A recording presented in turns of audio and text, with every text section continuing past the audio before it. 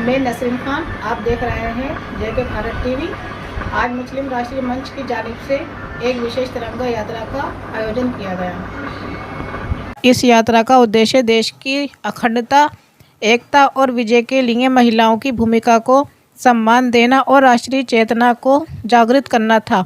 इस अवसर पर मुख्य अतिथि के रूप में रुखसाना नकवी मुस्लिम राष्ट्रीय मंच आरएसएस की प्रदेश संयोजक की विशेष सरपरस्ती प्राप्त हुई।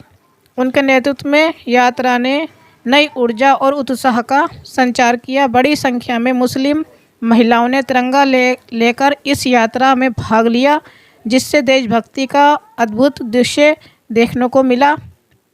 कार्यक्रम का समापन राष्ट्रीय ज्ञान और देश की उन्नति के लिए दुआ के साथ हुआ।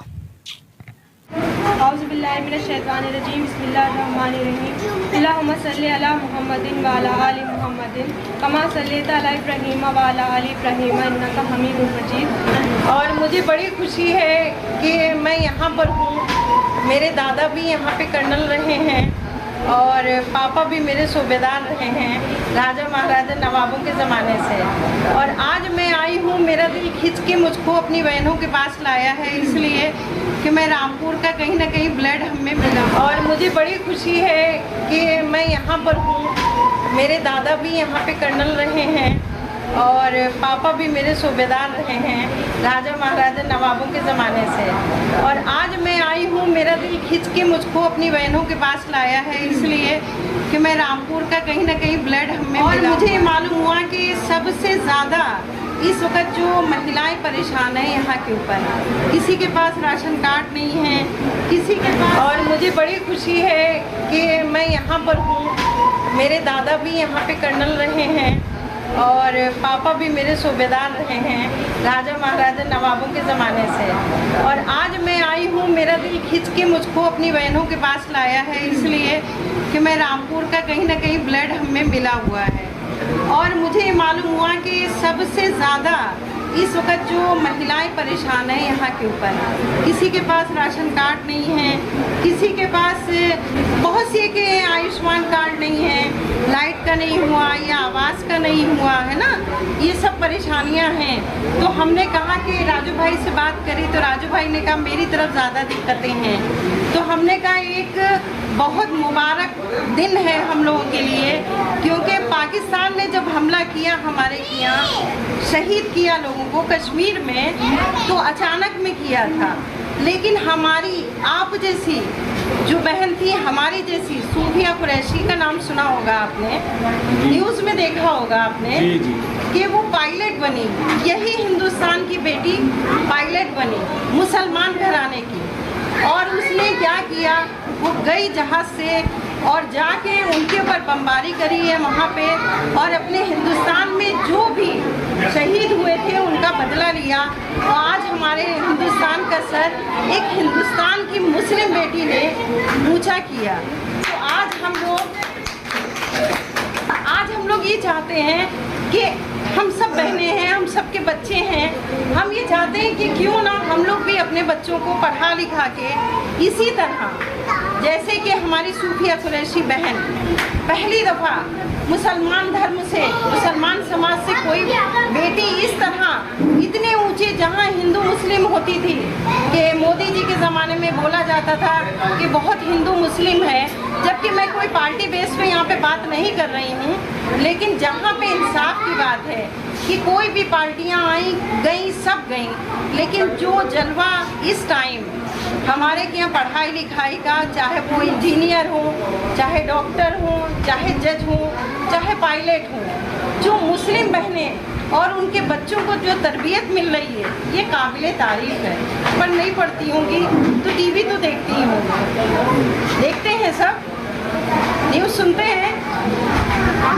बोलिए आप लोग, बोलिए तो अच्छा लगेगा हमें, जवाब दीजिएगा। अच्छा, कितनों को कॉलोनी यहाँ पे मिली है? किसी को मिली है? किसी ने भरा था? कौन किसी ने भरा? नहीं भरा। तो क्यों नहीं भरा आप लोगों ने? अभी जैसे ये बैठी हैं, इन्हीं ने बताया कि मुझको मालूमात ही नहीं है और मैंने भरा नहीं है, मुझको मकान चाहिए। अभी मैंने चंद दिन पहले 10 दिन पहले 15 तारीख तक के भरा जा रहा था, तो मैंने भाई साहब को फ़ोन किया। मैंने कहा कि वहाँ जितने भी जिनके पास घर नहीं है उनको कॉलोनियों के फॉर्म भरवा दीजिए आप, क्योंकि आप लोगों के पास कोई पहुँचता ही नहीं है जो आपको बताए कि क्या क्या योजनाएं हैं, क्या क्या योजनाएं। सब लोग किराए पे रह रहे हैं ना, बहुत से लोग इस पे किराए पे रह रहे हैं, जबकि आप लोगों को मालूम है कि आपके पास अगर ज़मीन है तो आपको पैसा मिल रहा है मकान बनाने का, वो भी फ्री में। लेकिन आप लोगों के पास इसलिए क्योंकि आप लोगों तक कोई पहुंच ही नहीं पाता है। तो मैंने सोचा कि मैं सारी महिलाओं का एक ग्रुप बनाती हूँ, सब ग्रुप में जो जो योजनाएं आती हैं मैं डाल दूंगी तो सब तक पहुंच जाएंगी, और उसकी वेबसाइट दे दूंगी। कहीं आपको जाने की ज़रूरत नहीं है, कुछ नहीं करने की ज़रूरत है। आप सब मोबाइल चलाती हैं माशाल्लाह, आजकल बच्चों को मालूम है मोबाइल क्या है।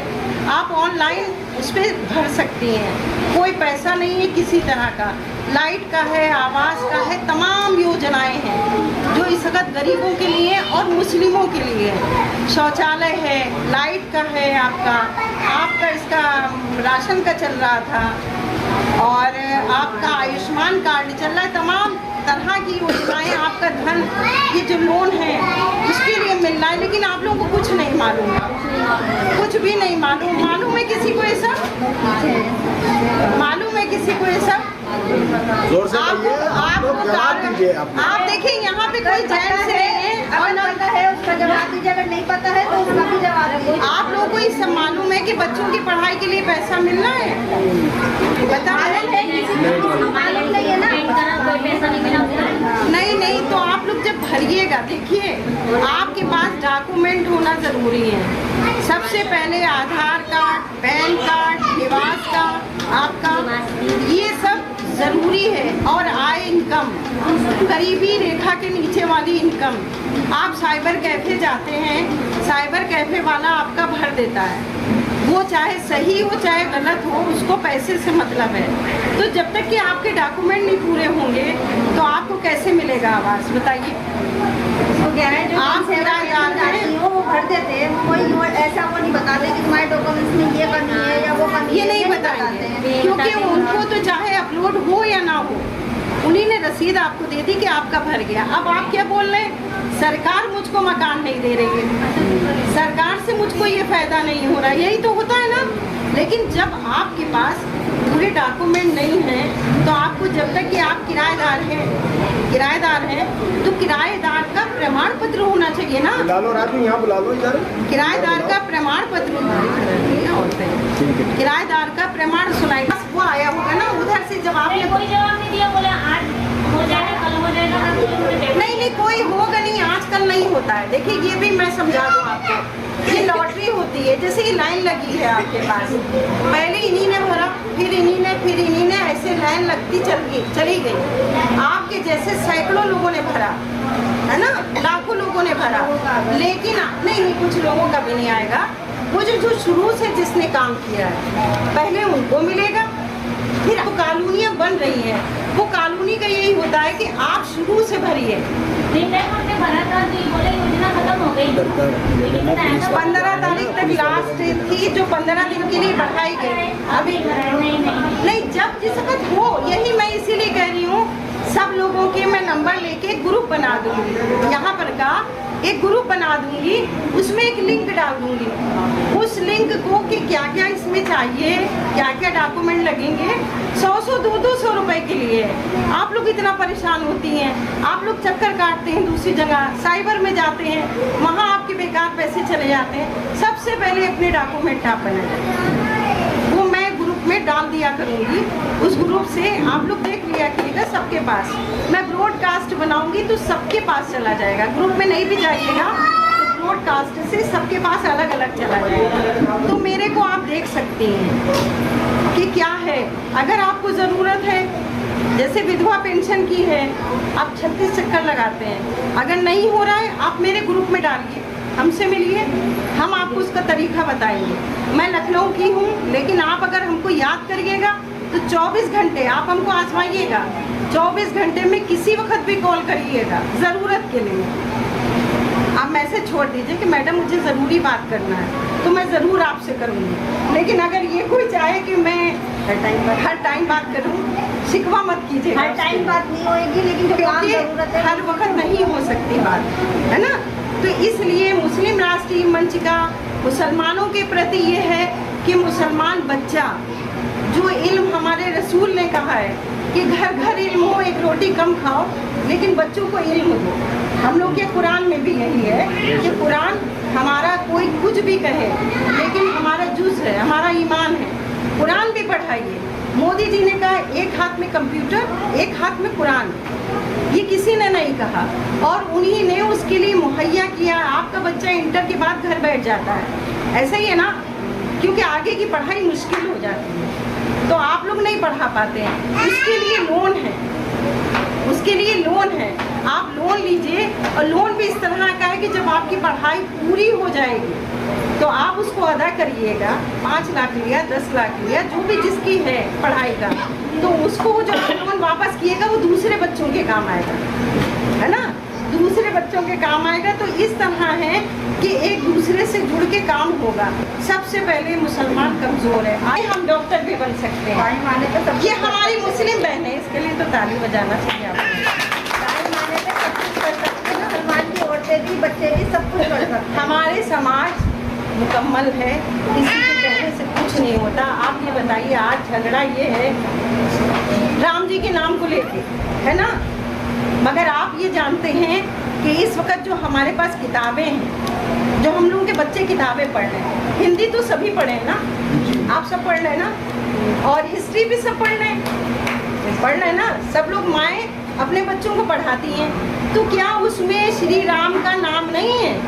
क्यों नहीं है ना, हर किताब में है कि नहीं है? आप ये बताइए, श्री राम का नाम है कि नहीं है? श्री कृष्ण का नाम है कि नहीं है?